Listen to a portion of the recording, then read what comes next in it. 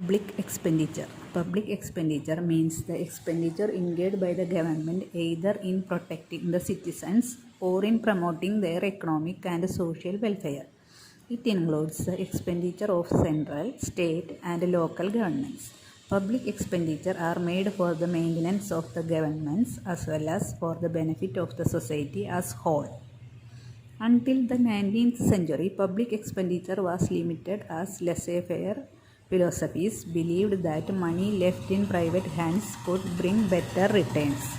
In modern times, the functions performed by government in every country have increased to a very extent. Therefore, the public expenditure also has increased considerably.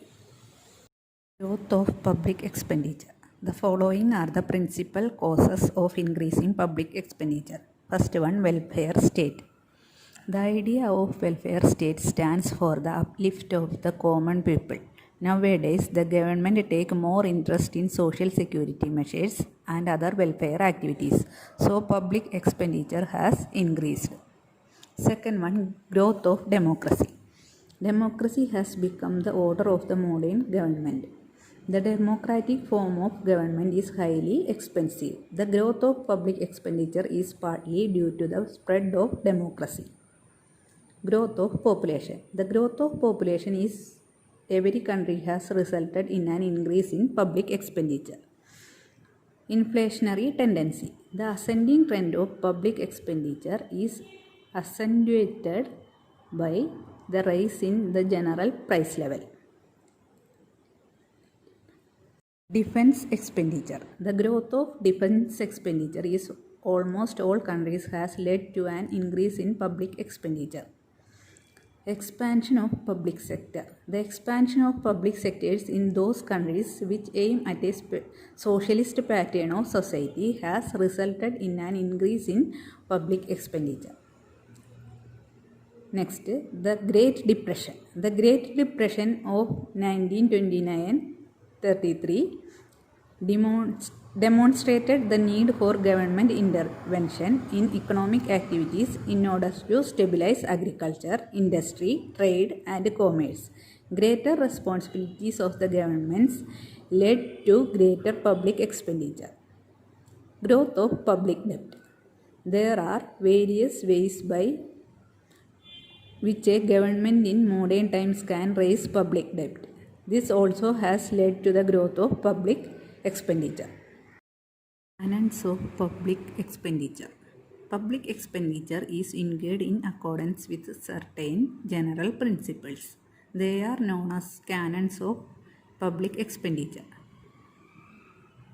which are explained below. First one, maximum social advantage. According to this principle, public expenditure is to be incurred in such a way as to attain maximum social advantage.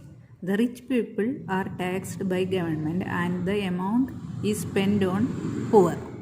Government should plan its expenditure in a manner as to promote social and economic welfare. Second one, canon of sanction. It means before incurring any expenditure on any item should obtain the proper sanction and approval of the competent authority. This is to avoid unwise and reckless expenditure. Canon of economy. It suggests the government should be economical in spending. Careful planning and judicious spending will lead to economy in public expenditure. Fourth one, canon of surplus. According to this principle, there must be a surplus of income over expenditure. It means the government must avoid deficit financing. Fifth one, canon of elasticity. It implies that the expenditure may be expanded or contracted according to requirements of the time. During an inflationary period, public expenditure must contract, and during a deflationary period, it must expand. Effects of public expenditure.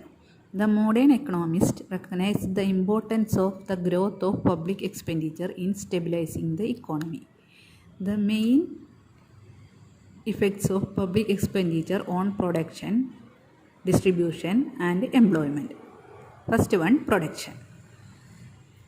Public expenditure on education, public health, housing facilities, recreational facilities, etc. will increase the efficiency of the people to work. Similarly, public expenditure is the form of grants and bounties to industries enable the rapid economic development of a country. Defense expenditure is also productive because it is an insurance against external attack and internal disorder.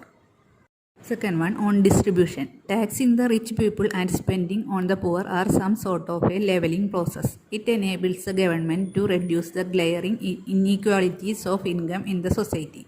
Reduction of inequality of income and wealth is the first step in the formation of a welfare state.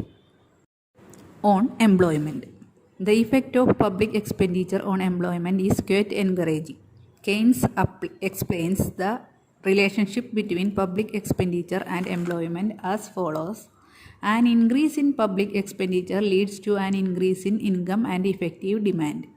An increase in demand enables greater production and the promotion of employment.